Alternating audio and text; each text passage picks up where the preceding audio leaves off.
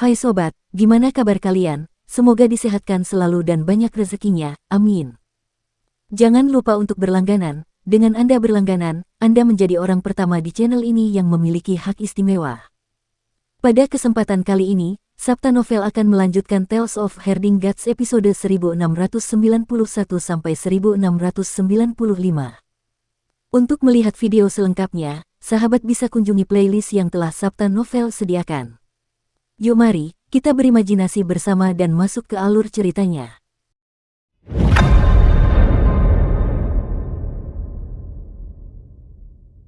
Ketika Pangeran Yuming kembali ke langit selatan, dia melihat Bai Yuqiong, yang telah berubah menjadi burung merah tua, di haluan kapal. Bai Yuqiong masih bingung. Seolah-olah dia secara naluriah telah membawa seluruh kelompok manusia langit selatan jauh dari medan perang, jauh dari sungai surgawi. Pangeran Yuming melangkah maju. Bai Yuqiong tampaknya mengenalinya, tetapi dia tidak dapat mengenalinya, jadi dia tidak menyerangnya. Pangeran Yuming memeriksanya dan mengerutkan kening. Ada terlalu banyak kenangan dalam pikiran Bai Yuqiong. Ada begitu banyak kenangan, dan semuanya kacau, menyebabkan dia kehilangan kesadarannya. Pangeran Yuming berusaha keras menelusuri ingatannya, namun ingatannya terlalu rumit, sehingga membuat Pangeran Yuming tidak dapat bergerak. Apa yang terjadi padanya? Tanyanya kepada orang-orang di surga selatan. Orang-orang yang ada di perahu itu menceritakan kepadanya apa yang telah terjadi, tetapi mereka, orang-orang biasa, tidak dapat mengetahui mengapa White Jade mengalami perubahan seperti itu.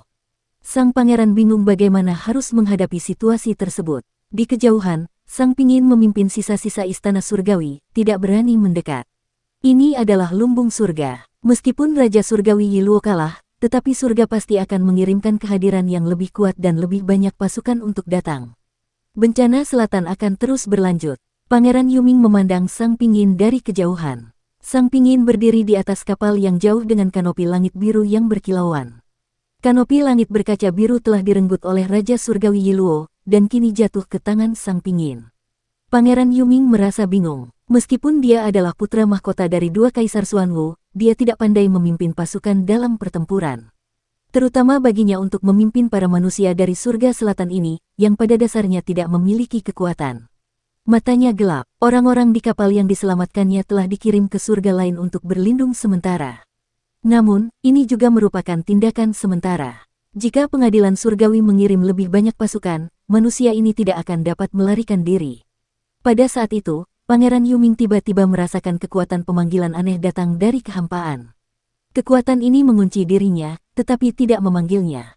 Sebaliknya, itu adalah seseorang dari dunia lain yang menggunakan kemampuan ilahi pemanggilan terbalik mencoba untuk datang.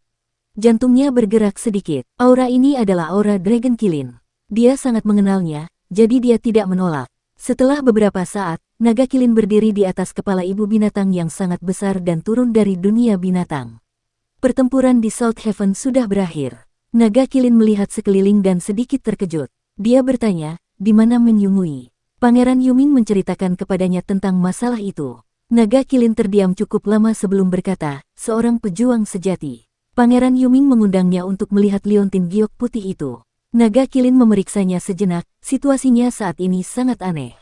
Mirip dengan ingatan Kaisar Selatan burung vermilion yang terbangun. Itu bercampur dengan ingatannya dari hampir 200 kehidupan, menyebabkan pikirannya menjadi bingung.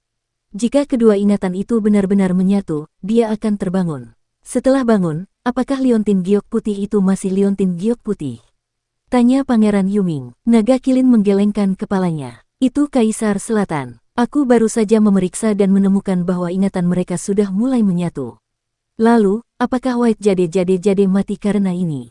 Pangeran Yuming merasa agak menyesal dan berkata, saya merasa bahwa White Jade bukanlah bagian dari Kaisar Selatan.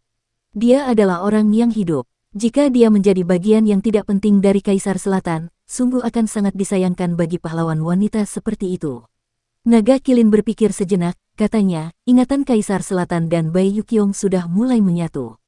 Selama penyatuan ini dimulai, penyatuan ini tidak dapat diganggu-gugat. Selain itu, pikirannya sangat kacau saat ini. Sulit untuk membedakan mana ingatan Bai Yuqiong dan mana ingatan Kaisar Selatan. Aku tidak memiliki kemampuan ilahi seperti itu untuk membantunya menyisir ingatannya. Hanya ada satu orang di dunia ini yang memiliki kemampuan ilahi seperti itu, dan itu adalah pemimpin sekte. Pangeran Yuming menatapnya, dan semua orang di Salt Haven yang ada di kapal memperlihatkan ekspresi penuh harap di wajah mereka. Naga Kilin menatap wajah orang-orang ini dan ragu-ragu sejenak. Dia menggertakkan giginya dan berkata, jalan reinkarnasi Seklert dapat memungkinkannya untuk mempertahankan ingatannya sendiri, memungkinkannya untuk tetap menjadi White Jadekyong. Sebenarnya, Seklert selalu memiliki kesan yang baik tentang White Jadekyong, mungkin karena mereka berada di perahu yang sama. White Jadekyong adalah reinkarnasi dari jiwa Kaisar Selatan, tetapi dia memiliki kesadarannya sendiri dan merupakan kehidupan yang mandiri. Pemimpin sekte juga merupakan kesadaran kedua yang lahir dari tubuh yang sama. Saat itu, karena kata-kata Bai Yuqiong, pemimpin sekte tidak secara langsung membuatnya menjadi Kaisar Selatan. Jika aku pergi dan memohon, pemimpin sekte kemungkinan besar akan setuju untuk membangunkan Bai Yuqiong. Tetapi jika aku melakukan ini, aku khawatir aku akan menyinggung Kaisar Selatan. Dia ragu-ragu, tekad Kaisar Burung Vermilion Selatan untuk mengambil jiwanya sangat kuat.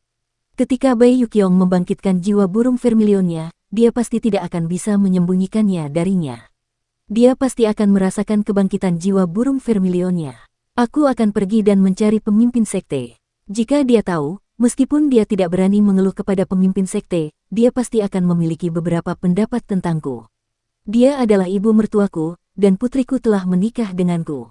Orang-orang Salt Haven di kapal berlutut satu demi satu dan memohon, tapi tolong, Tuhan, selamatkan dermawan kami. Ekspresi Naga Kilin berubah drastis, dan dia buru-buru menghindar. Kedamaian abadi tidak memiliki aturan berlutut dan menyembah orang lain. Kalian semua, cepat bangun, aku akan menyetujuinya. Paling buruk, aku hanya akan menyinggung ibu mertuaku. Ekspresinya berubah-ubah saat dia berjalan maju mundur, tidak peduli apapun, Bai Yuqiong tetaplah separuh dari ibu mertuaku. Bahkan jika aku menyinggung separuh lainnya, itu tetap sepadan. Kalian orang-orang surga selatan selalu berdoa kepada para dewa dan berdoa kepada Buddha, menaruh harapan kalian pada orang lain. Bagaimana aku bisa menghancurkan roh di hati kalian? Kalian memang membutuhkan ibu mertua Bai Yuqiong. Auranya tiba-tiba bergetar saat ia mengeluarkan kemampuan pemanggilan ilahinya. Retakan spasial muncul di langit di atas Yan Mingtian, dan Raja Binatang dari raksasa purba terbang keluar dari retakan tersebut. Di antara mereka, ada banyak raksasa yang telah berubah menjadi raksasa yang dapat menopang langit dan bumi. Namun, mereka adalah praktisi seni ilahi dari ras binatang. Para praktisi seni ilahi dari ras binatang ini adalah keturunan langsung dari Naga Kilin. Naga Kilin memanggil lebih dari 10.000 praktisi seni dewa dan Raja Binatang sekaligus. Dia berkata kepada Pangeran Yuming, kamu tidak memiliki cukup pasukan dan tidak sebanding dengan guru surgawi seperti Sang Pingin. Aku akan memberimu pasukan ini terlebih dahulu untuk menangani keadaan darurat. Setelah ibu mertua Bai terbangun, kamu dan aku dapat meninggalkan surga selatan dan menyerahkannya kepadanya. Bagaimana kamu akan menuju kedamaian abadi? Pangeran Yuming berkata, bahkan dengan kecepatanmu, kau masih butuh beberapa tahun untuk mencapai kedamaian abadi. Saat kau bertemu guru surgawimu, aku khawatir guru surgawi Bai sudah berasimilasi. Naga Kilin tersenyum. Ketua sekte dan aku seperti ayah dan anak. Saudara, ya, seperti saudara dan saudara. Aku mengeksekusi seni pemanggilan ilahi terbalik untuk menguncinya. Aku tidak memiliki kekuatan sihir yang begitu kuat untuk mencapai sisinya, tetapi ketua sekte dapat merasakanku dan memanggilku. Dia penuh percaya diri dan mengeluarkan pil roh. Ini adalah pil roh yang secara pribadi disempurnakan oleh pemimpin sekte untukku. Aku meninggalkan satu pil, dan pil itu memiliki auranya. Dengan aura ini, aku dapat mengunci lokasinya dan menjalankan seni pemanggilan dewa. Dia menggunakan teknik pemanggilan dewa dan baru saja menjalin hubungan dengan Kinmu di dunia asal yang jauh. Sebelum dia bisa menggunakan kekuatan teknik pemanggilan dewa, kekosongan tiba-tiba bergetar hebat dan kekuatan yang besar dan mendalam melewati dunia asal yang jauh. Ruang angkasa runtuh dan menarik Naga Kilin ke kedalaman ruang angkasa. Putra mahkota Yuming terlonjak kaget. Apakah ini kekuatan dari Yang Muliamu? Dia langsung mengunci posisi kultivator lepas Long San dan memindahkannya ke sana. Benar, mengapa Yang Mulia Long Xiao menunjukkan belas kasihan dan melepaskan kultivator lepas Long San dan memberinya begitu banyak kekuatan militer? Naga Kilin berputar-putar, dan pada saat berikutnya, kakinya mendarat di tanah. Dia muncul di aula di alam kejernihan tertinggi desa Riang, dan Kinmu dan Ling Yuxiu sedang duduk di kursi utama. Di samping mereka adalah Lang Bao, Yang Mulia Surgawi, Kaisar Pendiri Yiyue, dan Kaisar Manusia Leluhur Pertama. Kinmu dan Ling Yuxiu sedang menerima tamu. Tamu itu berpakaian merah terang dan tampak seperti api yang berkobar. Dia adalah wanita cantik, dan dia tidak lain adalah burung vermilion dari Kaisar Selatan. Jantung naga kilin berdegup kencang, dan dia segera melangkah maju beberapa langkah. Dia tidak punya waktu untuk menyapa Kinmu dan buru-buru menyapa burung vermilion Kaisar Selatan. Menantu laki-lakiku menyapa ibu mertua tuan. Dia bergumam dalam hatinya, Kaisar Selatan telah tiba. Seperti yang diharapkan dari yang tercepat di dunia. Mungkinkah ibu mertua merasakan kebangkitan jiwa burung vermilion ibu mertua dan khawatir bahwa pemimpin sekte akan merusak rencananya, jadi dia bergegas. Tepat saat dia berpikir, burung vermilion dari Kaisar Selatan berkata sambil tersenyum, menantu yang baik, dia benar-benar menantuku yang baik. Pierre, bangun. Bukankah kamu di surga selatan? Bagaimana pertempuran di sana? Sang naga kilin berdiri dan menundukkan kepalanya, matanya bergerak lincah sambil memikirkan bagaimana harus menjawab. Kinmu tersenyum. Kaisar Selatan membawa kabar baik kali ini. Dia datang untuk memberitahuku tentang kemenangan besar Laut Selatan. Pertempuran Laut Selatan berlangsung sangat seru. Kaisar Merah Qixianyu menyerah, dan Kaisar Merah dan Kaisar Ming memimpin klan Qi Mingyu untuk bertemu dengan Kaisar Merah dan Yan Er. Setelah beberapa pertempuran sengit, lebih dari separuh pasukan Marquise Rute ke-39 Surga Selatan musnah. Mereka telah mendarat dan memaksa musuh menuju desa yang riang. Ling Yuxiu tersenyum. Kaisar Selatan menginginkan perdamaian abadi untuk mengirim pasukan lain untuk menghalangi jalan tentara pengadilan surgawi yang kalah sehingga pasukan yang kalah tidak akan didukung oleh tentara pengadilan surgawi. Ketika naga kilin mendengar kata-kata dari pasangan suami istri itu, hatinya sedikit tergerak. Ketua sekte dan nyonya sekte membantuku menyelesaikan masalah. Sepertinya ketua sekte telah menyadari sesuatu. Pemimpin sekte, nyonya, aku di sini bukan untuk surga selatan, tapi untuk dunia binatang. Naga kilin itu putus asa dan terisak-isak. Ayah angkatku, Yang Mulia Surgawi Long Xiao, telah kehilangan jiwanya karena ia menentang perjanjian Pangeran Bumi Kecil. Moralnya dangkal, dan sekarang ia telah mewarisi posisi ayah angkatku sebagai penguasa alam binatang. Kaisar Selatan tidak dapat menahan perasaan terharu dan tidak dapat menahan kegembiraannya. Dia tersenyum dan bertanya, kalau begitu, Yan Er-ku adalah master wanita dari alam binatang.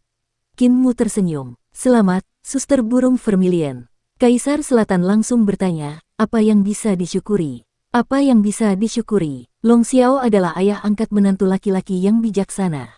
Meskipun dia meninggal karena memang pantas, aku juga sangat sedih. Menantu laki-laki yang bijaksana, meskipun kamu adalah penguasa dunia binatang yang baru, kamu tidak boleh sombong. Kamu harus rendah hati dan berhati-hati, berhati-hatilah terhadap kesombongan dan ketidaksabaran. Naga kilin teringat betapa lama Xiao memperlakukannya dengan baik dan tidak dapat menahan perasaan sedih. Kaisar Selatan segera menghiburnya dan berkata, menantu yang bijak, kematian Long Xiao adalah takdir. Kamu tidak bisa menyalahkan orang lain atau dirimu sendiri. Kinmu menghela napas. Aku tahu tentang hubunganmu dengan Long Xiao dan ayahnya, jadi tidak perlu bersedih. Sekarang setelah kau menjadi penguasa dunia binatang yang baru, kau benar-benar harus seperti apa yang dikatakan saudari burung vermilion, berhati-hatilah terhadap kesombongan dan ketidaksabaran. Bahkan aku harus merenungkan diriku sendiri 3 kali sehari dan meninjau tindakanku setiap hari untuk melihat apakah aku telah melakukan kesalahan. Cahaya beredar di atas kepalanya, dan sebuah cermin bening terbang keluar. Cermin ini disebut gusi, dan ini adalah harta yang aku gunakan untuk melihat diriku sendiri setiap hari. Aku akan memberikannya kepadamu hari ini. Naga kilin maju dan mengambil cermin pusaka gusi. Kinmu menyemangatinya sekali lagi, perang di surga selatan juga sangat penting. Jika kita melindungi surga selatan, kita dapat menghentikan jatah dan logistik pengadilan surga. Aku tidak dapat membelah tubuhku, jadi aku tidak dapat pergi sendiri. Kau adalah penguasa dunia binatang dan memiliki kekuatan besar, jadi kau harus melindungi surga selatan.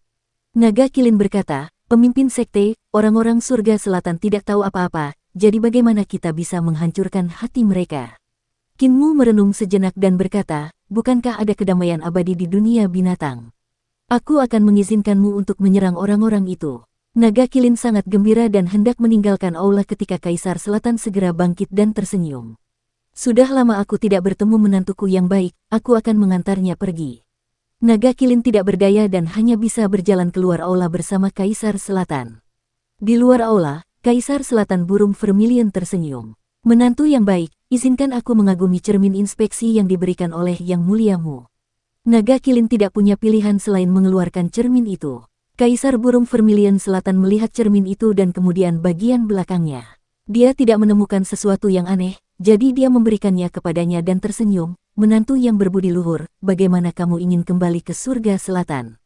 Naga Kilin menjawab dengan hormat, Ibu mertua, masalah ini sederhana. Aku akan memanggil diriku sendiri ke dunia binatang. Ketika aku mencapai dunia binatang, Pangeran Yuming akan menggunakan kemampuan pemanggilannya dan memanggilku. Kemudian, aku bisa turun. Burung Kaisar Vermilion Selatan mengangguk dan berkata, hati-hati. Naga Kilin mengucapkan selamat tinggal dan menggunakan kemampuan ilahi pemanggilan terbalik untuk kembali ke dunia binatang. Tidak lama setelah tiba di dunia binatang, Pangeran Yuming menggunakan kemampuan ilahi. Naga Kilin turun dari dunia binatang dan mengeluarkan cermin refleksi. Cermin ini disempurnakan oleh dao besar reinkarnasi dari pemimpin sekte. Ibu mertuaku tidak mengetahui dao besar reinkarnasi dan aku melarikan diri. Dengan cermin ini, ibu mertua Bai dapat diselamatkan. Dia mengambil cermin dan datang ke hadapan burung Vermilion yang telah diubah oleh Bai Yuqiong. Burung Vermilion menatap cermin dan setelah beberapa saat, dua aliran air mata yang berapi-api mengalir keluar dari matanya. Di cermin itu, bukan saja kehidupan Bai Yuqiong yang ada di sana, tetapi juga kehidupan masa lalunya, Kefein, dari waktu yang sangat lama berselang. Cermin penglihatan ini seharusnya disebut cermin masa lalu yang berharga, cermin kisah yang berharga. Ketika Naga Kilin melihat ini, dia tidak dapat menahan diri untuk memuji Kinmu dalam hatinya. Dia telah mempelajari jalan reinkarnasi Kinmu, tetapi itu terjadi di tahun-tahun awalnya. Pada saat itu, jalur reinkarnasi Kinmu masih dalam tahap eksplorasi dan penyempurnaan. Bahkan saat itu, jalan reinkarnasi Kinmu telah melampaui Putra Yin yang menciptakannya. Namun, apa yang dipelajari Kinmu sangatlah rumit, dan masing-masing dari mereka sangatlah mendalam. Dia penuh energi dan dapat mencapai prestasi di semua bidang, tetapi Naga Kilin tidak dapat melakukannya. Oleh karena itu, pencapaian Naga Kilin di jalur reinkarnasi tidaklah tinggi, tetapi dia masih belum dapat memahami seni bela diri Kinmu di jalur reinkarnasi. Di cermin harta karun, waktu mengalir melalui kehidupan demi kehidupan Bai Yuqiong. Ingatannya terpisah dari ingatan Kaisar Selatan, dan di cermin, Bai Yuqiong tampaknya telah melalui kehidupan demi kehidupan lagi, kesengsaraan demi kehidupan. Kisah hidup ini adalah untuk menemukan hati aslinya dan membangkitkan ingatannya untuk memisahkannya dari Kaisar Selatan. Hanya Kinmu yang akan bersimpati pada Bai Yuqiong dan melakukan semua ini untuknya. Namun, Kinmu tidak merampas jiwa dewa burung merahnya. Sebaliknya, ia menggunakan reinkarnasi untuk memperdalam ingatannya tentang hampir 200 kehidupan. Hal ini khususnya berlaku bagi Kefein, yang kenangannya tentang kehidupan ini merupakan hal terpenting. Ini adalah kehidupan pertamanya, dan Bai Yuqiong belum pernah membangkitkan ingatan tentang kehidupan ini. Di cermin, ingatan tentang kehidupan pertamanya juga telah terbangun. Kenangan hidup ini adalah titik penghubung antara dirinya dan kenangan Kaisar Selatan. Tanpa titik penghubung ini, dia tidak akan tahu hubungan antara dirinya dan Kaisar Selatan. Dengan kenangan kehidupan ini, dia akan tahu sebab dan akibatnya. Bagaimana menentukan pilihannya, apakah dia ingin melupakan segalanya tentang Kaisar Selatan atau menjadi Kaisar Selatan, akan bergantung pada pilihannya sendiri. Kencan santai hanya dengan sekali klik. Daftar dan mulailah bertemu wanita di daerah Anda hari ini. Burung Vermilion yang bernama Bai Yuqiong duduk di depan cermin. Api di matanya mungkin karena dia senang mengingat siapa dirinya lagi. Saya Bai Yuqiong. Burung Vermilion diam-diam menatap cermin dan bergumam, manusia Bai Yuqiong. Manusia. Dia sudah membuat pilihannya di dalam hatinya. Di cermin, dia bereinkarnasi di kehidupan ini. Kenangannya tentang Kefein dan Bai Yuqiong semakin dalam, tetapi ingatannya tentang Kaisar Selatan perlahan-lahan menjadi kabur. Akhirnya, kenangan itu membanjiri pikiran burung Vermilion seperti air pasang. Sayap burung Vermilion mengepak, dan sosoknya berubah dalam kobaran api. Dia kembali ke wujud Bai Yuqiong. Pembudidaya liar, apakah giok putih telah hidup kembali? Tanya putra mahkota Yuming. Naga Kilin sedikit ragu, dia berada dalam situasi yang sama dengan pemimpin sekte dan bangsawan bumi kecil, bisiknya. Pemimpin sekte dan bangsawan bumi kecil sebenarnya adalah orang yang sama, tetapi mereka memiliki dua kesadaran yang berbeda. Yang satu adalah manusia, dan yang lainnya adalah dewa dan iblis. Mereka juga memiliki ingatan yang sama, dan baru ketika malapetaka perdamaian abadi datang, mereka benar-benar terpisah menjadi dua orang. Situasi Kinmu saat itu sangat rumit, tetapi terlepas dari apakah itu putra Dewa Yudu, Qin Fengqing atau Master Sekte Orang Suci Surgawi Kinmu, mereka berdua adalah orang yang sama. Kinmu telah mencungkil matanya dan meninggalkan jiwanya, dan barulah ia dapat dianggap mandiri. Situasi Bai Yuqiong sebenarnya jauh lebih baik daripada Kinmu. Saat itu, dia hanya memiliki tubuh dan kesadaran, dan dia tidak memiliki jiwa. Dia bisa menghilang kapan saja. Selain jiwa Dewa Kaisar Selatan, Bai Yuqiong juga memiliki jiwa yang telah dibentuk Yin Tianzi untuknya. Di tengah api yang menyala-nyala, Bai Yuqiong membuka matanya. Di depannya, cermin berharga gusi telah meleleh dan berubah menjadi abu, tidak meninggalkan jejak apapun. Dia telah hidup kembali, tetapi tidak dalam tubuh manusia. Dia adalah seorang dewa. Dia memiliki kesadaran manusia dan tubuh burung merah tua di saat yang sama. Naga Kilin melangkah maju dan berkata, "Menantu laki-lakiku memberi hormat kepada ibu mertua." Bai Yuqiong menatapnya dan tiba-tiba tertawa terbahak-bahak. "Saya sudah punya anak perempuan dan menantu laki-laki bahkan sebelum saya menikah. Aneh sekali. Namun, dia memiliki kenangan tentang Yaner. Sebelum dia menjadi Kefeyin, dia masih burung merah Kaisar Selatan. Dia berselingkuh dengan naga biru Kaisar Timur. Kemudian, dia mengirim Yaner ke Yue, sang dewa. Dalam ingatannya, meskipun dia memiliki beberapa kenangan tentang Kaisar Selatan, sebagian besar dari kenangan itu samar-samar, dan dia hanya mengingat beberapa hal yang mengesankan. Mengenai apa yang terjadi setelah dia menjadi burung murai halus dan menjadi giok-giok putih, dia terkesan. Dia masih seputih giok. Pada saat ini, dia telah menjadi kehidupan baru, dan Kaisar Selatan, tetapi bukan Kaisar Selatan. Desa bebas dari dunia asal, alam kejernihan tertinggi. Tatapan Kinmu beralih dari Kaisar Selatan dan tersenyum. Tidak banyak pasukan yang dapat dimobilisasi oleh perdamaian abadi untuk menghalangi jalan tentara pengadilan surgawi yang kalah, tetapi mereka semua adalah elit di antara para elit. Kaisar Selatan, burung merah tua bertanya, "Bolehkah aku bertanya siapakah yang akan dikirim oleh Yang Mulia Surgawi?" Tatapan mata Kinmu tertuju pada leluhur pertama Kaisar Manusia dan tersenyum. Leluhur pertama akan memimpin pasukan Aula Kaisar Manusia dan menuju ke sana. Leluhur pertama Kaisar Manusia berdiri dan menyapa burung vermilion Kaisar Selatan. Mata burung vermilion Kaisar Selatan berkedip, "Laut Selatan kita memiliki dua kaisar, cahaya merah, Yan, dan aku, pasukan harimau dan serigala, dan pasukan ras Phoenix Kaisar Merah Qixiangyu." Dengan momentum yang tak tertandingi, mereka menghancurkan sisa-sisa markuise militer pengadilan surga. Untuk bertahan hidup, markuise militer pengadilan surga melarikan diri sepanjang jalan. Jika Pangeran Kinwu menghalangi jalan, mereka akan terjebak. Binatang buas yang terperangkap adalah yang paling berbahaya. "Pangeran Kinwu, apakah kamu memiliki kemampuan untuk membela diri?" Nada suaranya agak sombong, cahaya ilahi bersinar ke segala arah dari matanya.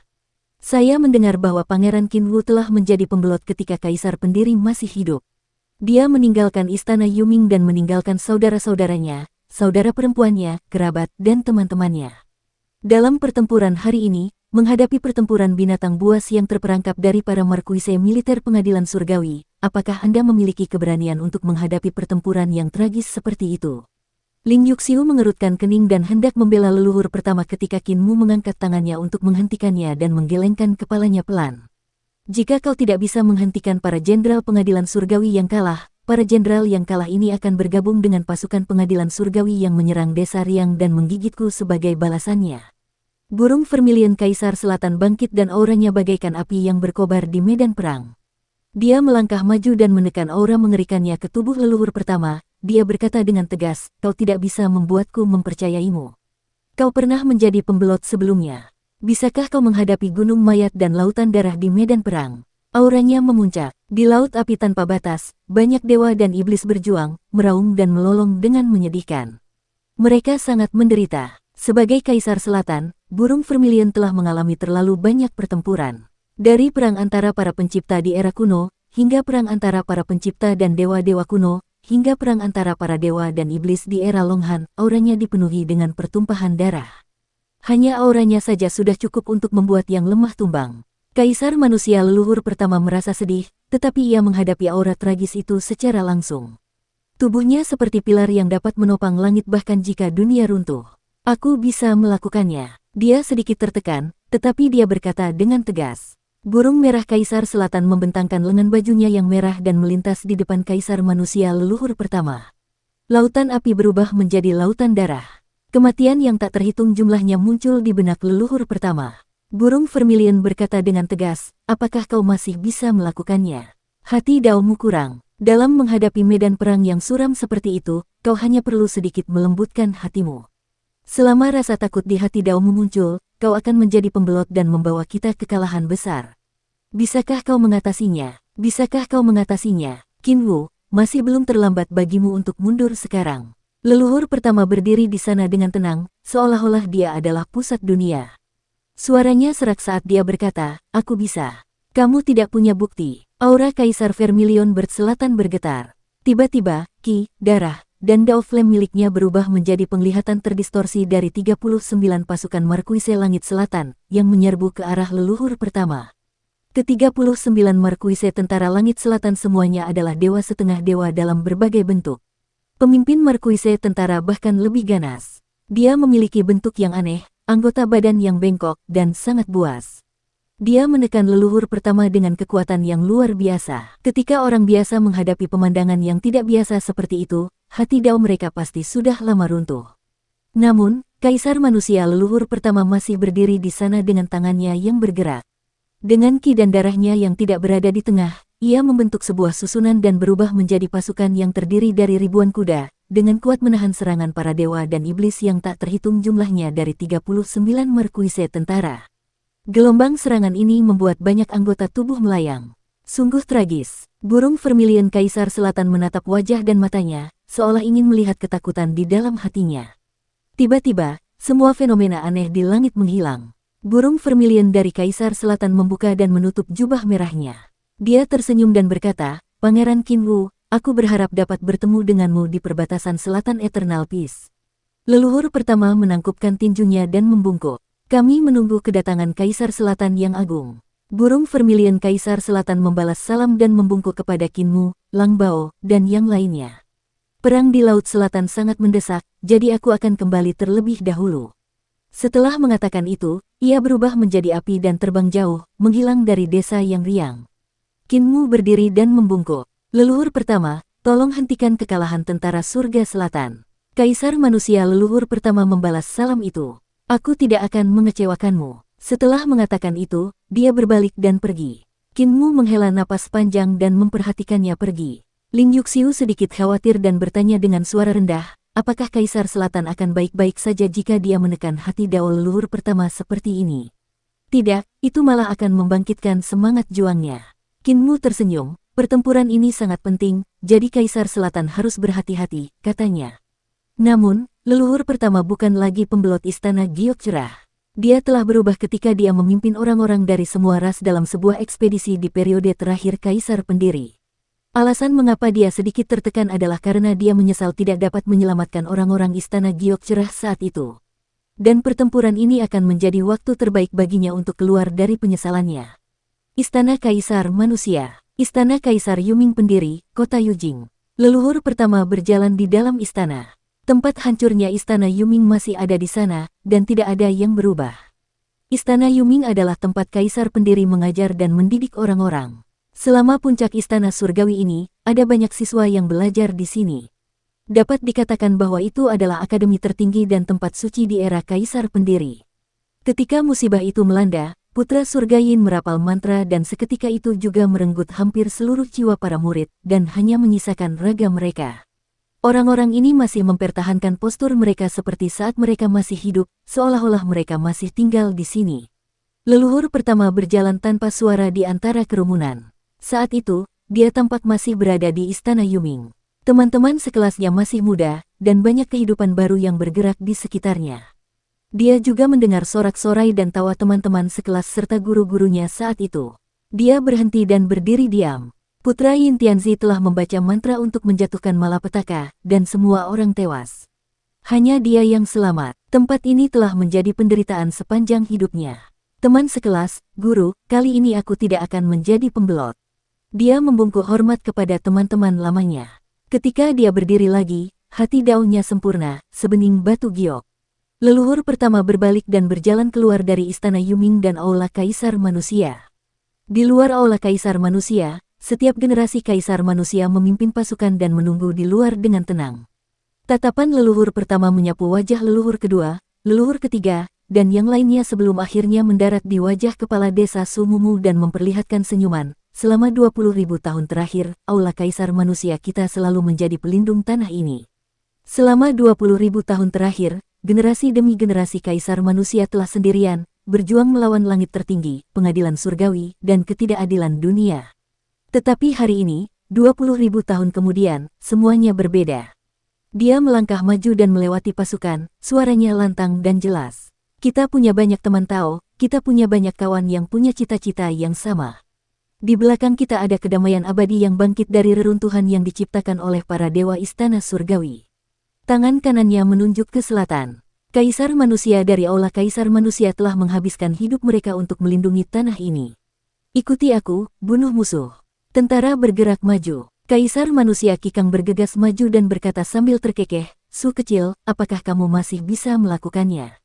Kamu sudah tua." Wajah kepala desa Sumuju tidak bergerak saat mendengar itu. Dia meliriknya dari sudut matanya dan tiba-tiba, darahnya mendidih. Dia berubah dari seorang lelaki tua menjadi seorang lelaki muda. Tubuhnya sangat berotot dan dia memegang pedang dewa di tangannya. Dengan sekali lirikan, niat pedang di matanya memotong kaisar manusia Kikang hingga ke dasar jurang. Kaisar manusia Kikang tertawa terbahak-bahak. Menipu seorang guru dan menghancurkan seorang leluhur adalah keterampilan yang bagus. Seperti yang diharapkan dari yang kuajarkan. Namun, murid agungku bahkan lebih kuat. Semua kaisar manusia tertawa terbahak-bahak, dan tawa mereka membubung ke awan dan membubarkan mereka. Di alam kejernihan tertinggi desa Riang, seorang dewa berjalan keluar dari gerbang teleportasi dengan langkah cepat dan mengirimkan surat pengajar kekaisaran perdamaian abadi.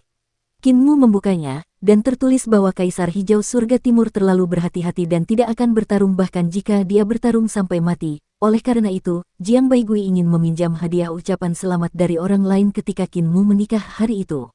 Kinmu tersenyum dengan ekspresi aneh. Mengapa adik junior Jiang datang ke sini untuk meminjam sisik naga dari naga hijau langit timur? Suara yang mulia Yun terdengar. Kaisar Hijau Langit Timur dan Naga Hijau Langit Timur memiliki permusuhan yang besar. Guru Kekaisaran Perdamaian Abadi ingin menghancurkan Kaisar Hijau Langit Timur dan memulai dengan Kaisar Hijau Langit Timur. Itu memang rencana yang brilian. Kinmu sedikit terkejut. Dia memiliki sedikit pemahaman tentang dendam antara Kaisar Hijau dari Surga Timur dan Naga Hijau dari Surga Timur. Setelah bencana perdamaian abadi, penganut surgawi Wuji menemui Kinmu dan menceritakan kepadanya tentang masa lalu Kaisar Hijau dari Surga Timur. Sebelum pengadilan surgawi didirikan, bangsawan surgawi memahami Dao di bawah pohon yang layu dan memahami metode untuk membuka harta karun ilahi embrio roh. Pohon layu yang ia pahami Dao memperoleh kesempatan ini, sehingga pohon tua itu hidup kembali. Pohon tua ini adalah Kaisar Langit Biru dari Langit Timur, tetapi prosesnya sangat berliku-liku. Karena pohon tua itu telah berubah menjadi pohon dewa, ia ditebang dan dimurnikan menjadi harta karun. Dalam waktu singkat, ia telah datang ke festival Danau Giok di tahun-tahun awal Naga Han dan mendengar Kinmu dan langit memuja langit luas yang memberikan keterampilan dewa. Setelah itu, pemilik pohon dewa terbunuh, dan pohon dewa jatuh ke dunia asal untuk berakar. Pohon itu memperoleh kiroh langit dan bumi, dan kultivasinya menjadi semakin tinggi. Namun, selama era CRIMSONBRIGHT, pohon itu ditebang oleh manusia dan disempurnakan menjadi harta karun. Pohon itu kemudian jatuh ke tangan Kaisar Ming dan disempurnakan menjadi senjata Dewa Kaisar. Pohon itu sangat kuat. Pada masa Kaisar Agung, Kaisar Azure sudah menjadi senjata dewa terkuat saat itu. Senjata itu melahirkan roh, tetapi ia diganggu oleh Kaisar Timur Naga Azure. Ia hampir hancur jiwa dan raganya oleh Kaisar Timur Naga Azure. Kaisar Biru Langit menjadi sampah dan ditelantarkan. Namun, ia bertahan hidup dengan sebuah keyakinan. Ia melepaskan diri dari tubuh harta karun dan berkultivasi menjadi tahta kaisar. Ia dihormati oleh Xiao Tian saat itu dan dikenal sebagai Kaisar Biru Langit Kaisar Timur. Ia digunakan untuk menekan Kaisar Biru Langit Kaisar Timur. Dendam antara dirinya dan Naga Hijau Kaisar Timur juga bermula dari sana. Kaisar Timur adalah penguasa surga ekstrim timur sementara Kaisar Hijau adalah Kaisar Agung Surga Timur. Keduanya tentu saja saling berhadapan, dan dendam di antara mereka semakin dalam. Di Istana Supreme Wuji, Naga Hijau Kaisar Timur pada mural berjongkok di kaki Kaisar Hijau, berjuang untuk bertahan hidup sambil menyanjungnya. Dapat dilihat betapa dalamnya kebencian Kaisar Hijau terhadap Kaisar Timur. Penghormatan surgawi Yun berkata, Guru Kekaisaran Perdamaian Abadi pasti menginginkan sisik naga Kaisar Timur untuk membangkitkannya dan membuatnya menarik keluar Kaisar Hijau, memaksanya untuk tidak punya pilihan selain memulai perang skala penuh dengannya. Dia pasti menggunakan kesempatan ini untuk menghancurkan pasukan surga timur dan menyingkirkan para dewa dan iblis dalam satu gerakan. Hanya dengan cara ini dia bisa membebaskan tangannya untuk mendukung desa yang riang. Kinmu memandang Ling Yuxiu, yang segera bangkit untuk mencari sisik naga dari naga hijau Kaisar Timur. Naga hijau Kaisar Timur itu liar dan tak terkendali. Ia sangat menghargai dirinya sendiri, tetapi cara-caranya hina dan tercela. Ia adalah orang pertama yang menyerah kepada istana surgawi dan menjadi naga hijau pemuja surgawi. Ia pikir ia bisa menyelamatkan hidupnya, tetapi bagaimana mungkin Kaisar Surgawi Hao bisa membiarkannya begitu saja? Kinmu tersenyum. Kaisar Surgawi Hao mengorbankannya untuk membunuh api surgawi yang mulia. Ketika aku menikahi istriku, awal absolut memerintahkan seseorang untuk mengirim sisik naga Kaisar Timur untuk menguji apakah aku benar-benar patah hati, jadi aku tidak menghidupkannya kembali. Ketika Yan Er dan Kaisar Selatan datang menemuiku, mereka tidak menyebutkan tentang menghidupkannya kembali, jadi aku melupakannya. Sekarang setelah aku menghidupkan kembali Kaisar Timur, itu dapat dianggap sebagai balasan atas kebaikan yang telah dia lakukan untukku ketika dia membantuku memurnikan pedang saat itu. Pendeta Yun berkata, saya pernah mendengar orang berkata bahwa kebaikan hati pendetamu tidak dapat diambil, apalagi dibalas. Jika tidak, nyawanya akan terancam. Ini semua fitnah.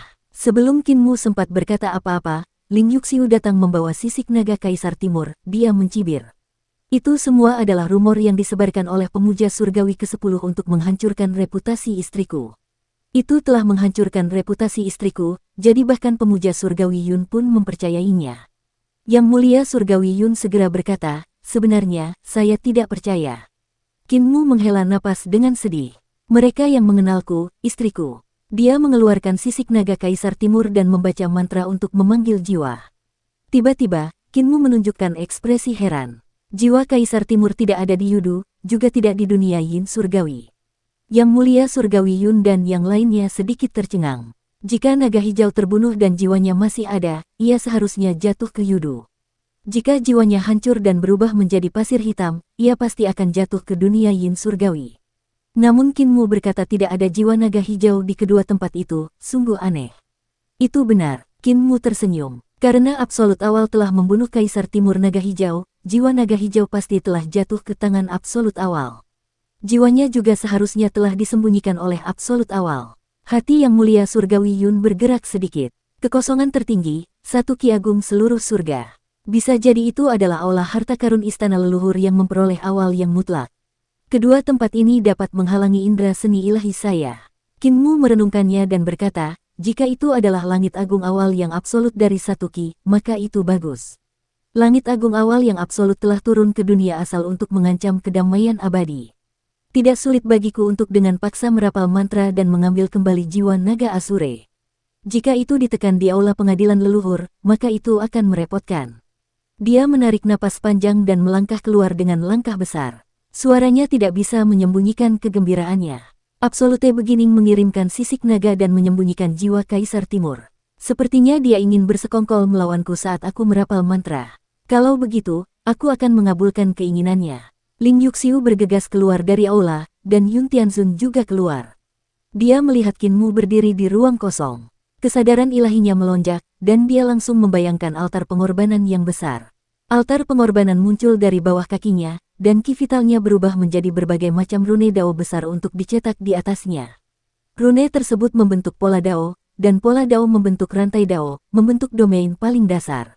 Di belakang Kinmu, pengadilan surgawi agung melayang, dan ibu kota Jade muncul. Di tengah ibu kota Jade, di depan Hall of Chaos, roh primordialnya berdiri tegak. Kakinya berhenti, dan altar pengorbanan muncul di depan Hall of Chaos juga. Namun, itu adalah kebalikan dari altar pengorbanan di bawah tubuh jasmani Kinmu. Yang mulia surgawi Yun melihatnya sejenak dan tidak memahaminya. Kakak ipar, apa gunanya altar pengorbanan yang mulia surgawimu yang lain? Ling Yuxiu juga tidak bisa memahaminya. Itu memiliki kegunaannya sendiri. Pendeta Yun mengangguk. Benar sekali, tubuh jasmani Kinmu sedang merapal mantra di altar. Pada saat yang sama, roh primordialnya sedang merapal mantra di depan Hall of Chaos. Namun, yang sedang dirapalkan oleh tubuh jasmani Kinmu adalah tuntunan jiwa, yang dimaksudkan untuk menarik jiwa naga hijau Kaisar Timur. Adapun roh primordialnya yang merapal mantra, itu adalah sesuatu yang tidak dapat dipahami oleh siapapun. Kekuatan yang tak terlukiskan menyebar dan masuk jauh ke dalam kehampaan, memberi orang perasaan yang tak terduga. Kekuatan itu lembut, halus, tak terlihat, dan tak kasat mata. Ketika kekuatan ini menyebar dan menyerbu semua dunia di surga, Qin Mu akhirnya merasakan lokasi jiwa Kaisar Timur Naga Hijau. Jiwa Kaisar Timur Naga Hijau tersembunyi dalam ki primordial surga agung yang melingkupinya, yang melayang di langit di atas perkemahan pengadilan surgawi dan menghadap ke 33 surga desa yang riang. Tepat saat kekuatan Qin Mu menyerbu Ki Purba Langit Agung, Ki Purba muncul di bawah pohon dao Ki Purba Langit Agung. Dia tersenyum.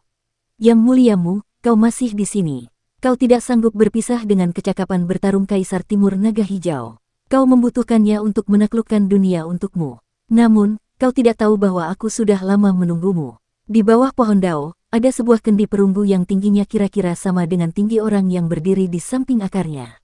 Mulut kendi itu tertutup rapat. Pada saat itu, guci perunggu itu berguncang tiada henti, seolah ada suatu kekuatan yang mengguncang guci itu, memecahkannya, dan melepaskan semua isi di dalamnya. Ketika kekuatanmu mencapai surga agungku, kau sudah lemah. Pada saat itu, aku bisa melukai roh purba dan tubuh jasmanimu. Awal yang mutlak diteriakkan, dan tubuh jasmaniahnya langsung menjadi luar biasa kokoh. Selama bertahun-tahun, tubuh jasmaninya selalu menjadi nomor satu di dunia, dan dia bahkan dapat menahan serangan para praktisi Dao secara langsung. Baru dalam beberapa tahun terakhir dia dikalahkan oleh Qin Mu. Dia telah mengolah tubuh jasmani kekacauan primordialnya, dan tubuh jasmaninya sangat kuat, bahkan lebih kuat dari tubuh jasmani Kaisar Surgawi Dewa kunonya. Dan yang juga sama kuatnya dengan tubuh jasmani Kaisar Surgawi Dewa kuno adalah Ki vitalnya, Ki bawaan 1. Yi Ki bawaan adalah Yuan Qi dan Dao Agung.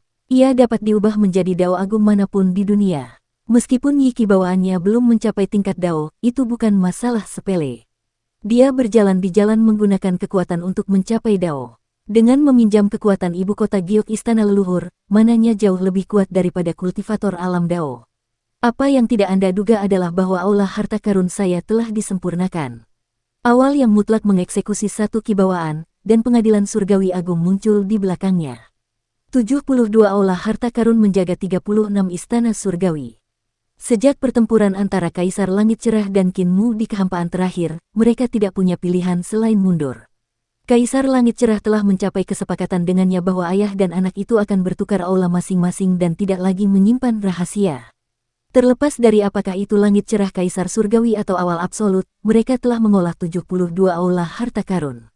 Dalam hal menggunakan kekuatan untuk mencapai Dao, ayah dan anak itu telah mencapai tingkat yang sempurna. Kekuatan sihir awal yang absolut bahkan lebih kuat dari sebelumnya. Tubuh jasmani Dewa kuno Kaisar Surgawi melangkah maju dan berputar mengelilingi pot perunggu. Lengannya menari-nari, dan ki bawaannya berubah menjadi seni ilahi yang bertentangan dengan jalan pemandu jiwa Qin Mu. Seni ilahinya diam-diam mengejar kekuatan Qin Mu. Seni itu mengikuti pemandu jiwa Qin Mu dan melukai tubuh jasmani dan roh primordialnya. Ini adalah perhitungan yang disengaja tetapi tidak disengaja. Qin Mu menggunakan seluruh kekuatannya untuk membimbing jiwa naga hijau Kaisar Timur. Terlepas dari apakah itu tubuh jasmani atau roh primordialnya, dia tidak memiliki pertahanan apapun. Ini adalah waktu terbaik untuk menyerang balik Qin Mu. Awal yang mutlak membangkitkan semangatnya dan mengeluarkan lolongan panjang. Seni ilahi mengikuti tanaman merambat dan mengikuti melon, membunuh Qin Mu satu demi satu. Kekuatan Qin Mu terus mengalir dalam upaya mengguncang pot perunggu. Namun, pot perunggu berada di surga agung satu Ki yang meliputi segalanya. Meskipun surga agung satu Ki telah meninggalkan kekosongan terakhir untuk datang ke dunia asal, itu masih merupakan pencapaian Dao besar. Ketika kekuatan Qin Mu datang ke sini, kekuatannya melemah lapis demi lapis dan tidak lagi dalam kondisi puncaknya.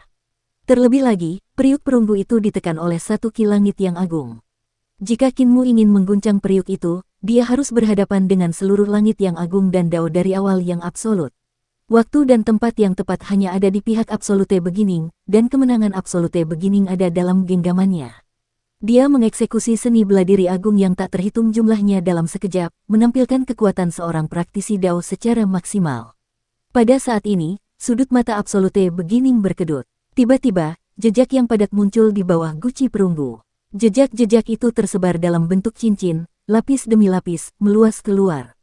Ketika dia menemukan jejak berbentuk cincin ini, jejak berbentuk cincin itu telah meluas dari dasar toples hingga setengah dari luas seluruh surga. Jejak berbentuk cincin itu sangat aneh. Mirip dengan pola lingkaran pohon, dan dalam waktu singkat, sudah ada ratusan juta lingkaran. Ini, pohon dunia. Awal yang mutlak tiba-tiba menyadari, oh tidak, dia juga sedang merencanakan sesuatu terhadapku. Ledakan. Cincin-cincin itu berputar dan tanda di dalam cincin itu berubah menjadi sinar cahaya yang melesat ke langit. Suara keras yang menggetarkan bumi terdengar. Di langit di atas perkemahan istana surgawi, di surga agung awal mula absolut dari satu ki, sebuah pohon raksasa yang berukuran setengah dari surga agung tiba-tiba muncul, cabang-cabangnya menari-nari di udara, dan akarnya menembus surga agung awal mula absolut dari satu ki. Akarnya setebal gunung, dan mereka mencabik-cabik langit agung ki tunggal. Gunung-gunung runtuh, dan awal mula absolut terkejut. Dia terhempas oleh pohon raksasa dan jatuh dari langit agung ki tunggal. Pohon daunnya juga hancur ke tanah, dan Alheaven agung tiba-tiba mengeluarkan suara retakan keras, terbelah menjadi dua. Pada saat yang sama, toples perunggu itu juga meledak dengan keras. 3 jiwa Kaisar Timur Naga Biru terbang dan dipanggil oleh kekuatan yang tidak diketahui. Pohon dunia membelah seluruh surga yang agung menjadi bintik-bintik cahaya yang tak terhitung jumlahnya dan menghilang ke udara, hanya menyisakan seluruh surga yang terbelah menjadi dua yang jatuh dari langit. Perkemahan pengadilan surgawi sedang kacau. Jika surga agung jatuh, kerusakan yang ditimbulkannya akan sangat dahsyat. Dewa dan iblis yang tak terhitung jumlahnya terbang dan menggunakan kemampuan ilahi mereka untuk memperkuat tubuh mereka. Mereka berubah menjadi raksasa dan mencoba mengangkat surga yang jatuh. Tepat saat mereka hendak bersentuhan dengan langit agung, tiba-tiba muncul bunga dao. Bunga itu berputar dan membesar, mengangkat langit agung yang jatuh. Wajah absolut begining pucat pasi saat dia mengeksekusi pohon dao untuk terbang. Akar pohon dao menjulur ke segala arah, menusuk ke dalam langit yang terbelah dan mencoba untuk menghubungkan langit yang terbelah dan terbelah itu. Langit yang agung dan menyeluruh adalah merek dao agung di kehampaan tertinggi, manifestasi dao. Meskipun Kinmu telah memecahkan langit terbuka yang agung dan menyeluruh, dia masih tidak dapat merusak daunnya. Dia hanya perlu menyatukan langit yang retak dan dia akan dapat kembali ke kondisi puncaknya. Namun, pukulan yang diberikan Kinmu ke jantung daunnya tidak dapat dipulihkan untuk sesaat. Dia sengaja merencanakan sesuatu terhadap Kinmu dan telah membuat persiapan sejak lama. Namun, dia tidak berdaya karena Kinmu bukan lagi Kinmu dari bencana perdamaian abadi. Terlepas dari kebijaksanaan atau metodenya, dia telah melampauinya jauh. Saat itu, Kinmu berada di bawah kekuasaannya dan sangat cemberut. Dia seperti anak laki-laki yang tidak bisa berpikir jernih. Namun kini, semuanya tampak terbalik. Rencana yang telah direncanakannya selama lebih dari 20 tahun bagaikan anak yang tidak bisa berpikir jernih di hadapan Kinmu. Tidak hanya mudah hancur, tetapi juga ia menderita luka parah sebagai akibatnya. Tiba-tiba, langit yang luas terbelah sekali lagi. Awal yang mutlak mengeluarkan erangan teredam dan seteguk darah mengalir deras ke tenggorokannya. Dia menutup mulutnya, tetapi darah segar mengalir deras dari rongga hidungnya dan menyembur keluar dari lubang hidungnya. Dia masih terluka. Kinmu tidak hanya telah merenggut jiwa naga hijau, dia bahkan telah melukainya dengan serius. Kaisar yang sudah pensiun, jika kau melakukan tindakan apapun di masa depan, sebaiknya kau memberitahuku terlebih dahulu. Kaisar surgawi langit luas datang dari belakangnya dan berkata dengan acuh tak acuh, setiap kali kamu gagal, itu merupakan pukulan bagi moral istana surgawi. Sekarang, istana surgawi tidak akan membiarkan lebih banyak kegagalan. Otot-otot di punggung absolut begining menegang, dan dia tidak berbalik. Dia juga tidak berani menyeka darah yang mengalir keluar dari hidungnya. Dia berkata dengan suara yang dalam, "Yang mulia, saya mengerti apa yang telah Anda ajarkan kepada saya. Namun, yang muliamu juga harus terluka.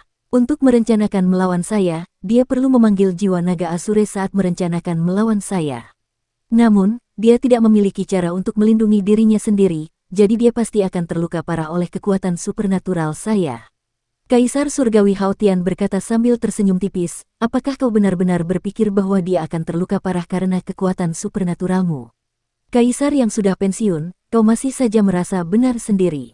Di dunia saat ini, tidak ada seorang pun yang dapat melukainya dengan serius dengan berkomplot melawannya. Kau sudah tua dan tidak dapat mengalahkannya.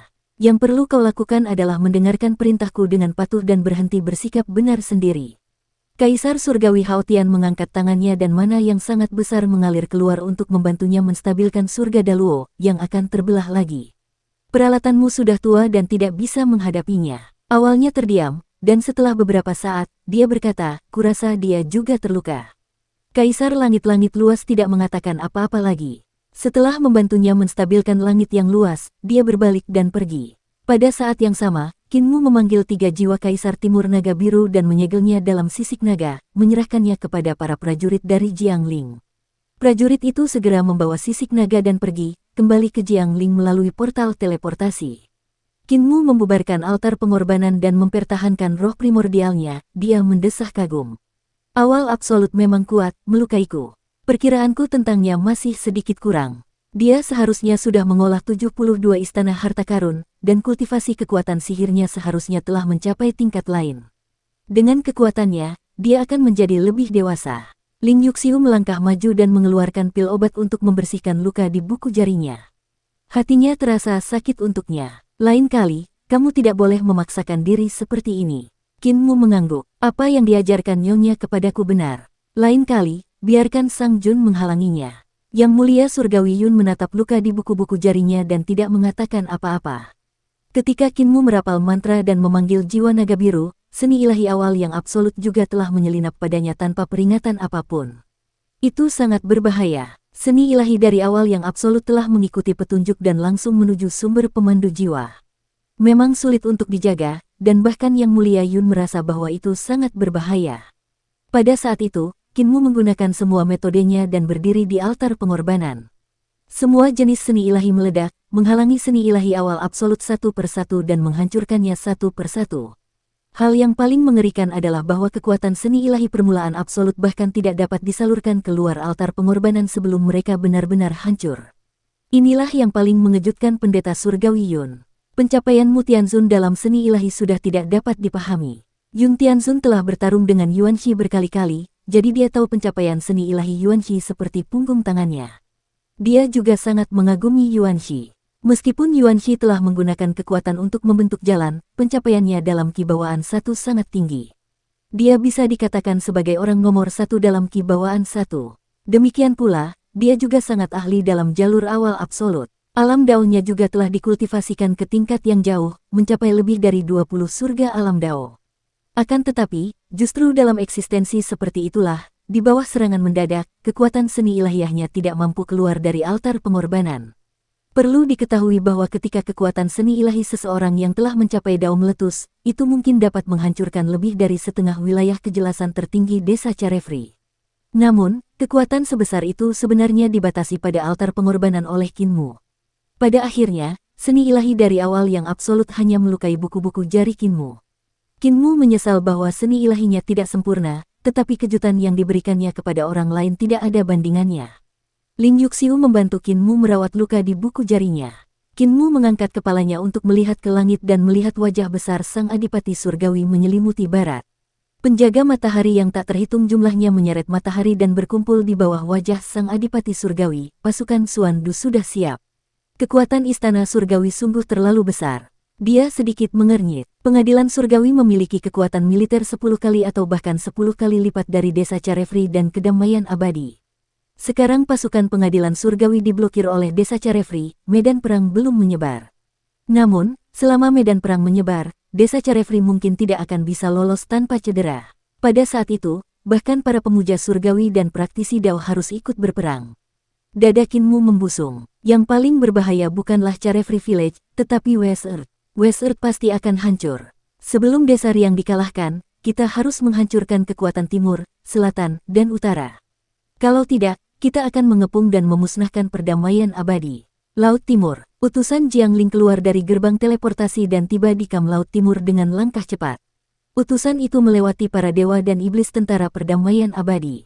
Di bawah tenda harimau, guru kekaisaran perdamaian abadi Jiang Baigui mengangkat kepalanya dan melihatnya. Masih tidak ada emosi di matanya, tetapi dia tidak bisa menahan diri untuk tidak berdiri. Utusan itu segera maju ke depan dan menawarkan sisik naga dari naga hijau. Ia berkata dengan sungguh-sungguh, Guru Kekaisaran, Yang Muliamu telah memanggil 3 jiwa naga hijau Kaisar Timur dan menyegelnya dalam sisik naga. Guru Kekaisaran Perdamaian Abadi mengambil sisik naga dan berkata, kamu telah bekerja keras, turunlah dan beristirahatlah. Saya tidak lelah. Guru Kekaisaran Perdamaian Abadi menatapnya dan tersenyum. Baiklah, saat perang dimulai, ikuti aku ke medan perang. Para prajurit, undanglah penguasa primordial kebajikan bumi. Tidak perlu, aku sudah sampai. Suara lembut terdengar dan Guru Kekaisaran Perdamaian Abadi melihat ke arah suara itu. Dia melihat Dewa Primordial Bumi Mulia Gongsun Gong berjalan mendekat. Dia buru-buru menoleh ke belakang dan melihat ke arah ibu kota perdamaian abadi. Ketika dia melihat bahwa kayu primordial masih ada di sana, dia menghela napas lega. Gongsun Gong berkata, "Aku akan meninggalkan tubuh utamaku di ibu kota dan membawa tubuh jasmaniku ke sini untuk menghindari peringatan dari Kaisar Hijau Langit Timur." Guru Kekaisaran Perdamaian Abadi menyambutnya, "Tuan Purba benar. Jika tubuh utama Tuan Purba datang, bahkan jika Kaisar Hijau membenci naga hijau sampai ke tulang, dia tidak akan berani bertarung. Jika dia tidak bertarung, kita tidak akan bisa menangkapnya hidup-hidup dan menaklukkannya. Dengarkan perintahku dan atur kembali ketiga pasukan." Saat perintahnya disampaikan, trompet militer langsung terdengar dari perkemahan di tepi laut. Adipati Wei, Jenderal Strategi Surgawi, Raja Taisan, Qin Fei Yue, dan pejabat militer lainnya memeriksa pasukan. Di atas laut, kam-kam itu seperti tembok kota yang membentang sejauh 10.000 mil. Di langit, ada kota-kota dewa yang terbang, dan di bawah laut, ada dewa-dewa dan setan-setan besar yang bersembunyi. Mereka berada dalam formasi yang rapi dan menunggu perintah kapan saja. Pengajar Kekaisaran Perdamaian Abadi menghitung waktu dengan sangat teliti hingga ke detail terkecil dan tiba-tiba berkata dengan suara yang dalam, "Tabuh genderang dan undang senjata ilahi Kaisar Timur." Atas perintahnya, suara genderang itu menggetarkan langit, menyebabkan lautan di Samudra Timur bergolak dan ombak membelah langit. Di tengah ombak besar itu, gerbang perkemahan terbuka, dan senjata Dewa Naga Biru yang sangat besar didorong keluar oleh ribuan Dewa Perdamaian Abadi. Senjata ilahi naga Azure berada di platform besar di permukaan laut, seolah-olah Kaisar Timur masih hidup. Naga hijau itu melingkari tubuhnya, dan di depan cakarnya terdapat gunung harta roh yang digunakan untuk menggertakkan giginya. Itu adalah gunung harta karun roh yang telah hilang dari Kinmu ketika Kaisar Timur Naga Hijau pergi mengunjungi surga ekstrim timur waktu itu. Senjata suci naga hijau ini adalah senjata suci ciptaan yang disempurnakan oleh perdamaian abadi sesuai dengan bentuk naga hijau Kaisar Timur. Senjata ini mirip dengan senjata suci kerajaan yang dimuliakan oleh langit. Namun, senjata suci ini terbuat dari daging dan darah serta mengandung dao agung Kaisar Timur Naga Hijau. Kekuatannya sangat dahsyat. Saat senjata Dewa Naga Hijau Kaisar Timur keluar, mereka melihat istana dan tahta surgawi di sisi berlawanan dari perkemahan. Kota surgawi itu tak berujung dan kekuatan 60 tentara markis dari surga timur yang dipimpin oleh Kaisar Hijau Surga Timur benar-benar tak terbatas, seolah-olah benua yang cemerlang telah dibangun di laut. Sebagai perbandingan, formasi Jiangling tampak sangat kecil. Kedua belah pihak adalah satu besar dan satu kecil, dan kekuatan militer mereka sangat berbeda. Namun, Kaisar Hijau dari surga timur mempertahankan kampnya sampai mati. Tidak peduli seberapa keras guru Kekaisaran Perdamaian Abadi memprovokasi dia tidak bergerak. Jika Perdamaian Abadi menyerang dengan paksa, mereka akan jatuh ke dalam situasi yang tidak menguntungkan, sehingga mereka hanya bisa bertahan dalam jalan buntu. Ketika Jiangling mengeluarkan senjata Dewa Naga Hijau ini, perkemahan istana surgawi di sisi lain juga tidak tinggal diam. Mereka menutup pintu lebar-lebar dan seekor naga hijau besar muncul. Naga hijau itu ganas dan ganas. Tubuh jasmaninya tak terbatas dan dipenuhi dengan takdir dao agung yang unik bagi para dewa kuno yang menekan lautan timur. Namun, naga hijau itu tidak memiliki kepala naga dan kepalanya telah dipenggal. Itu adalah tubuh jasmani Kaisar Naga Hijau Timur. Awal yang mutlak telah membunuh Kaisar Naga Hijau Timur dan menyegel kepala yang mulia Naga Hijau Surgawi dalam sebuah kotak untuk diberikan kepada Kaisar Surgawi surga yang luas sambil meninggalkan tubuh jasmaninya kepada Kaisar Naga Hijau Timur. Kedamaian abadi hanyalah senjata suci Kaisar Timur sementara pihak lain memiliki tubuh jasmani naga biru. Jelas bahwa Kaisar Biru Langit Timur memiliki niat untuk memamerkan kekuatannya dan menekan kepercayaan guru Kekaisaran Kedamaian Abadi. Tidak hanya itu, ki dan darah di perkemahan East Heaven bagaikan langit dan laut yang menggantung terbalik. Darah dan ki memenuhi langit di atas 60 pasukan dan markuise pengadilan surgawi. Itu sangat padat dan merupakan tempat kelahiran Kaisar Timur Azure Dragon dari East Heaven, tanah suci tanah leluhur, sarang 10.000 naga, juga telah dipindahkan. Ki dan darah di sarang 10.000 naga sangat melimpah dan penuh vitalitas. Itu cukup untuk melindungi pasukan Markis Angkatan Darat yang tak terhitung jumlahnya dari 60 pasukan untuk menumbuhkan kembali anggota tubuh mereka yang terputus. Mereka tidak takut terluka di medan perang dan seperti senjata ilahi ciptaan yang sangat besar. Sekalipun kekuatan dan kekuasaan mereka jauh lebih dahsyat dari kedamaian abadi dan harta benda mereka juga luar biasa, Kaisar Hijau Surga Timur tetap menutup pintunya dan tidak melawan. Guru Kekaisaran Perdamaian Abadi Jiang Baigui melambaikan tangannya, dan ribuan dewa yang mengawal senjata suci Kaisar Timur mundur kembali ke perkemahan mereka. Pada saat itu, sebuah perahu kecil berlayar keluar dari perkemahan. Jiang Baigui berdiri di haluan perahu kecil itu, dan di tengah perahu kecil itu berdiri seekor kuda merah tua.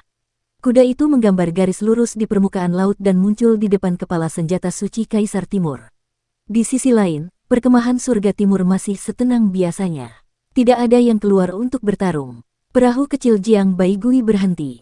Jiang Baigui melepas mahkota di kepalanya dan meletakkannya di haluan perahu. Ia kemudian melepas jepit rambutnya dan membiarkan rambutnya terurai di bahunya. Dia mengeluarkan pedang sucinya, sisik naga hijau, dan memegangnya di depan kepala naga untuk membacakan mantra. Masih tidak ada pergerakan di sisi lainnya. Kaisar Hijau dari Surga Timur memanjat menara kota dan duduk dengan tenang. Ia memerintahkan orang-orang untuk menyiapkan anggur dan makanan lezat dan membawanya ke atas. Melihat pemandangan ini dari jauh, ia tersenyum. Jiang Baigui kecil dari kedamaian abadi penuh dengan tipu daya, dan sekarang ia berpura-pura misterius untuk memancingku bertarung. Tepat saat dia selesai berbicara, permukaan laut tiba-tiba bergejolak dan cahaya hijau melesat ke segala arah dari sisik naga. Seekor naga hijau yang sangat besar muncul ke langit dari sisik naga. Naga itu luas dan tak terbatas, dan untuk sesaat, auman naga itu bergetar tanpa henti. Laut terbelah dengan suara retakan, parit surgawi yang membentang puluhan ribu mil muncul. Sesaat, budak naga suci yang tak terhitung jumlahnya dari kam surga timur meraung tanpa henti. Mereka mendongakkan kepala dan meraung, mengguncang tali pengikat naga di tubuh mereka hingga berderak. Naga-naga suci itu adalah naga-naga suci dari surga timur. Setelah kematian Kaisar Naga Biru Timur, Kaisar Naga Biru Timur mengambil alih surga timur dan menangkap semua keturunan naga biru. Dia membunuh mereka semua, memenjarakan mereka semua, dan bahkan membuat mereka menjadi jamuan makan hati naga. Mereka yang selamat diturunkan statusnya menjadi budak dan dikurung dengan tali pengikat naga. Mereka digunakan sebagai ternak bagi pasukan di bawah komandonya untuk berperang dan membalas dendam atas kebenciannya. Naga-naga suci ini merasakan aura leluhur mereka dan menjadi tidak terkendali, menyebabkan kekacauan di pasukan. Dewa dan iblis yang tak terhitung jumlahnya mencambuk naga-naga suci yang gelisah dan memukuli mereka hingga berdarah-darah. Namun, 10.000 sarang naga dari tanah leluhur surgawi ekstrim timur tiba-tiba mengaduk ki dan darah mereka, menyebabkan darah dan ki dari prajurit yang tak terhitung jumlahnya dari tanah leluhur surgawi ekstrim timur menjadi kacau. Itu sangat tidak nyaman. Ekspresi Kaisar Langit Biru Timur berubah drastis. Gelas anggur di tangannya meledak dengan keras. Dia tiba-tiba berdiri dan menatap jiwa naga biru yang tiba-tiba muncul di permukaan laut. Jiwa naga itu sangat tirani. Di bawah kendali Jiang Baigui, tanpa sengaja melayang ke arah senjata suci langit timur dan memasuki tubuhnya. Kira-kira, senjata suci itu tiba-tiba hidup kembali. Naga biru itu meregangkan tubuhnya, dan pola-pola dao dan rune naga biru yang tak terhitung jumlahnya di tubuhnya menyala. Cahayanya tak tertandingi. Dengan suara gemuruh yang keras, permukaan laut yang retak tiba-tiba meledak. Hong hong hong, laut timur terbelah menjadi bentuk salib, terbelah sampai ke bagian depan pasukan langit timur, menyebabkan kota-kota suci melayang tanpa henti. Naga hijau melilitkan tubuhnya dan meraih gunung harta karun roh untuk menggertakkan giginya. Giginya menggertakkan giginya hingga berkilau, dan suaranya sangat keras. Kaisar Hijau, beraninya kau mempermalukan mayatku dan keturunanku seperti ini. Aku tidak akan beristirahat sampai kau mati. Jiang Baigui, kepala naga hijau itu menjuntai ke bawah, dan kepalanya yang besar bagaikan gunung yang tak tertandingi besarnya, melayang di depan guru kekaisaran perdamaian abadi Jiang Baigui.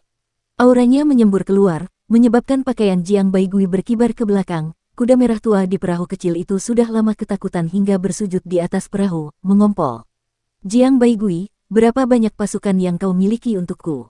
Aku akan membantai semua orang hingga ke kam musuh dan membawakanmu kepala Kaisar Hijau. Guru Kekaisaran Perdamaian Abadi menarik kuda merah tua itu dan berkata dengan sungguh-sungguh, Yang Mulia Naga Hijau, seorang jenderal terkenal dengan seekor kuda, pedang harta karun yang diberikan kepada seorang pahlawan. Ini adalah kuda naga api, ia memiliki keberanian luar biasa dan dapat membantu Yang Mulia Naga dalam pertempuran. Naga hijau menundukkan kepalanya dan melihat bahwa kuda tua itu kurus dan kurus kering. Mungkin itu hanya seekor kuda biasa yang telah dikejutkan oleh kekuatan ilahinya dan bahkan tidak dapat berdiri dengan benar. Suara Jiang Baigui bagaikan guntur saat dia berteriak, kuda yang mulia surgawi menginjak-injak surga, aku akan menabuh genderang agar yang mulia surgawi bersorak untuknya, perjalanan ini pasti akan berhasil. Kaisar Timur Naga Hijau meliriknya dan merasa bahwa pembimbing Kekaisaran Perdamaian Abadi saat ini dan pembimbing Kekaisaran Perdamaian Abadi sebelumnya, keduanya digambarkan sebagai orang yang menyebalkan dan tidak menyenangkan. Qin Mu telah menyelamatkannya dari ki primordial yang menguasai surga, dan Jiang Baigui telah menggunakan senjata suci Kaisar Timur untuk menghidupkannya kembali. Dia tentu tahu niat mereka berdua. Mereka tidak lebih dari meminjam kekuatan dewa kuno yang kuat ini untuk memperjuangkan perdamaian abadi. Kaisar Timur Naga Biru adalah eksistensi yang sangat kuat sejak awal. Jiang Baigui tidak memiliki cara apapun untuk menghancurkan Kaisar Timur Naga Biru, jadi dia hanya bisa menghidupkannya kembali dan memintanya untuk bertindak. Namun, dia tidak memberinya seorang pun prajurit, jadi apakah dia akan bertarung sendirian? Ada lebih dari 1 juta prajurit dan jenderal surgawi di 60 pasukan Kaisar Timur Naga Biru. Segala macam senjata berat, segala macam formasi, dan Kaisar Timur Naga Biru. Dukung terus channel YouTube Sabta Novel. Jika dia menyerang maju sendirian, apakah dia akan mengirim dirinya sendiri menuju kematiannya? Cahaya ungu menyala di mata Kaisar Langit Timur. Jiang Baigui, maksudmu kau hanya memberiku seekor kuda untuk melawan 60 tentara Markis Langit Timur dan mengambil kepala Kaisar Langit Biru Timur Siang Sang di antara jutaan dewa dan iblis? Jiang Baigui mengangguk. Kaisar Langit Timur menyipitkan matanya dan menarik napas dalam-dalam. Lalu kapan kau akan memimpin pasukanmu untuk menemuiku? Jiang Baigui berkata, Kaisar Langit Timur sedang menyerang. Ketika waktunya tepat, aku akan mengirim pasukanku. Kaisar Timur menatap tajam ke arah pria yang anggun ini. Seekor kuda, kuda yang tak tertandingi. Jiang Baigui berkata dengan tenang, Tuan Langit Naga Biru, tubuh fisikmu, tanah leluhurmu, dan keturunanmu yang tak terhitung jumlahnya semuanya berada di kubu musuh. Kau dapat memilih untuk tidak bertarung dan meninggalkan semua ini. Kaisar Timur tertawa keras dan berbalik. Jiang Baigui berkata dengan acuh tak acuh, penguasa Langit Naga Biru, penguasa langitmu telah membalas budimu. Dia tidak lagi berutang apapun padamu. Jika kau mati di masa depan, maka kau benar-benar mati. Jantung Kaisar Timur Naga Biru berdegup kencang. Ia mengerti apa maksudnya dan menoleh. Jika aku membuatnya berutang budi padaku lagi, maka bahkan jika aku mati di masa depan, ia akan membangkitkanku lagi. Jiang Baigui tersenyum dan mengangguk perlahan. Kaisar Timur Naga Biru melanjutkan, sekarang, ada kesempatan besar baginya untuk berutang budi padaku. Selama aku dapat membantu guru kekaisaran menerobos 60 markuise militer surga timur, itu akan menjadi jasa yang besar. Master surgawimu pasti akan berterima kasih. Jiang Baigui mengangguk sambil tersenyum. Tubuh besar Kaisar Timur Naga Biru bergoyang dan menjadi semakin kecil. Dia berubah menjadi kaisar setengah baya dengan kepala naga dan tubuh manusia. Tubuhnya bergetar dengan kekuatan ilahi saat dia berkata dengan suara yang dalam, bawakan kudaku. Jiang Baigui menuntun kudanya ke depan dan menyerahkan kendali padanya. Ki naga biru milik Kaisar Timur beredar dan ki naga memasuki tubuh kuda tua itu. Kuda tua itu meringkik dan surainya berkibar. Sisik naga muncul dari tubuhnya dan kukunya terbuka. Cakar naga tajam muncul dan tubuhnya membesar. Kekuatan naga ilahi di tubuhnya bocor keluar dan berubah menjadi api ilahi yang melayang di sekitarnya. Tadi, kuda ini hanya seekor kuda biasa, tapi sekarang, ia benar-benar telah berubah menjadi kuda naga api. Duduk di atas kuda naga, Kaisar Timur melirik Jiang Baigui dan berkata, kau sangat jahat, kau orang jahat. Setelah itu, ia mengatupkan kedua kakinya, dan kuda naga itu melompat ke udara. Kuda itu mengeluarkan teriakan panjang saat melangkah di permukaan laut, menyerbu langsung ke arah perkemahan surga timur. Kuda naga itu berlari kencang, suara Kaisar Timur menggetarkan permukaan laut, dan dia berkata dengan keras, Kaisar Langit Biru Timur, apakah kamu masih ingat bagaimana kamu dihancurkan berkeping-keping olehku dengan tangan kosong waktu itu? Raungan naganya menyebar ke seluruh laut timur. Semua orang bisa mendengarnya dengan jelas. Dulu, kau dipuja sebagai senjata dewa nomor 1 di bawah langit. Namun, di hadapanku, kau hancur berkeping-keping. Aku menghancurkan semua keterampilan daunmu dan menghancurkan semua pola daunmu. Kaisar Timur tertawa terbahak-bahak, kupikir kau sudah mati. Aku membuangmu begitu saja. Aku tidak menyangka kau seberuntung itu. Kau benar-benar selamat. Aku tidak tahu di mana kau berakar. Itu pasti karena tanahnya subur dan ada sup kuning di mana-mana. Dudu, di perkemahan langit timur, terompet dibunyikan. Kaisar Qing berdiri di menara kota dengan wajah pucat. Dia melambaikan tangannya dan tubuh Kaisar Timur yang tanpa kepala di bawah mendekat. Kaisar Qing mencibir, tuangkan darah anjing hitam di atasnya. Seketika beberapa prajurit menyiramkan darah anjing hitam ke tubuh Kaisar Timur yang tanpa kepala. Kaisar Timur menghentikan kuda naganya, dia tertawa terbahak-bahak, aku datang ke sini untuk menantangmu, 1 orang dan 1 kuda. Kaisar King, kau masih pengecut seperti sebelumnya, menggunakan darah anjing hitam untuk mempermalukan tubuhku. Kaisar King, kau hanya cocok menjadi tongkat kayu bakar. Kau tidak berguna saat kau dipegang oleh orang lain dan dipermainkan. Kau orang yang sangat kotor. Begitu kau lelah dipermainkan, kau akan digunakan untuk menyeka kotoran di pantatmu. Kaisar King menjadi marah dan berteriak dengan keras, bawa keluar ras naga dari surga timur ekstrim dan penggal kepala mereka. Kami akan melayani mereka di panggung pembantaian naga. Seketika, banyak prajurit membawa dewa naga dari surga timur yang paling jauh ke atas tembok kota. Mereka membuat keturunan Kaisar Naga Hijau berlutut dan menjulurkan kepala mereka keluar dari benteng pertahanan. Satu persatu, para algojo dewa dan iblis mengangkat pedang dewa dan pedang iblis mereka dan mengangkat tangan mereka ke atas dan ke bawah. Kaisar Timur tenang dan kalem, dia tersenyum dan berkata, keturunanku ada di seluruh alam semesta. Jumlah mereka lebih dari miliaran. Dari naga langit hingga ular dan serangga, ada keturunanku di semua ras. Kau bisa membunuh mereka begitu saja. Kaisar Hijau, kau hanya pantas bersembunyi di antara ribuan prajurit. Itu memalukan. Jika kau keluar dari kota dan bertarung denganku, aku akan mengagumi keberanianmu. Kemudian, aku akan memukulmu kembali ke wujud aslimu dan mengubahmu menjadi tongkat penghapus kotoran. Kaisar King tidak dapat menahannya lebih lama lagi. Dia melihat ke perkemahan Jiang Baigui dari jauh dan memberi perintah ke kiri dan kanannya, aku akan keluar dari kota untuk membunuh orang ini. Kalian jaga perkemahan utama dan jangan bergerak keluar. Jika Jiang Baigui memimpin pasukannya untuk menyerang, kalian juga tidak bisa keluar untuk menyelamatkanku. Jagalah perkemahan utama dengan baik dan jangan mengacaukan formasi. Selama formasi tidak kacau, Jiang Baigui tidak dapat melakukan apapun pada kita. Para prajurit menerima perintah itu. Kaisar King berjalan menuruni menara kota sendirian dan meraih seekor naga suci. Ia melambaikan tangannya dan mencambuk naga itu kembali ke bentuk aslinya. Kemudian, Kaisar King menunggangi naga itu keluar dari kota. Kaisar Timur tertawa terbahak-bahak dan bergegas menuju Kaisar King. Ketika musuh-musuhnya bertemu, mata mereka memerah. Kaisar King menjerit panjang. Tiba-tiba, sebuah istana surgawi muncul di belakangnya. Istana surgawinya berbeda dari yang lain. Bangunan-bangunan di istana surgawi itu seperti pohon-pohon yang berharga. Istana-istana yang tak terhitung jumlahnya ditumpuk seperti pohon yang berharga, dan istana surgawinya berjumlah 7. 7 pohon berharga itu memiliki akar dan asal yang sama. Karena Kaisar Timur adalah dewa kuno, meskipun ia memiliki tubuh reinkarnasi yang mengolah sistem istana surgawi perbendaharaan ilahi, tubuh ini hanyalah senjata ilahi yang diciptakan oleh senjata ilahi penciptaan, jadi ia tidak mengaktifkan metode kultivasinya. Dewa-dewa kuno terlahir kuat, dan mereka terlahir untuk menguasai dao besar. Senjata suci Kaisar Timur dibuat sesuai dengan tubuhnya, dan sangat cocok dengan dao besarnya sendiri, jadi dia tidak perlu mengaktifkan metode kultivasinya. Ledakan. Saat keduanya bertabrakan, laut mendidih. Kekuatan keduanya benar-benar seimbang. Kaisar Timur tersenyum dan berkata, kau memang sampah. Aku baru saja dibangkitkan dan sudah memiliki kekuatan untuk melawanmu. Jika aku dalam kondisi puncak, aku akan mampu menghancurkanmu seperti semut. Sebelum dia menyelesaikan kata-katanya, akar-akar yang sangat tebal terbang di belakang Kaisar Hijau dan berubah menjadi tinju kayu.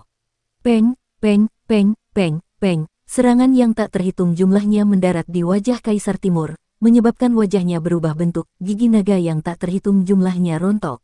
Kaisar Timur terlempar, pikirannya kosong. Dari sudut matanya, ia melihat tentakel yang tak terhitung jumlahnya terbang di bawah kaki Kaisar Hijau. Itu adalah akarnya. Akarnya menjulur ke dalam laut dan bergerak ke bawah laut. Seperti naga kayu, mereka mengejarnya. Orang ini jauh lebih kuat daripada apa yang disebut senjata Dewa Kaisar nomor 1.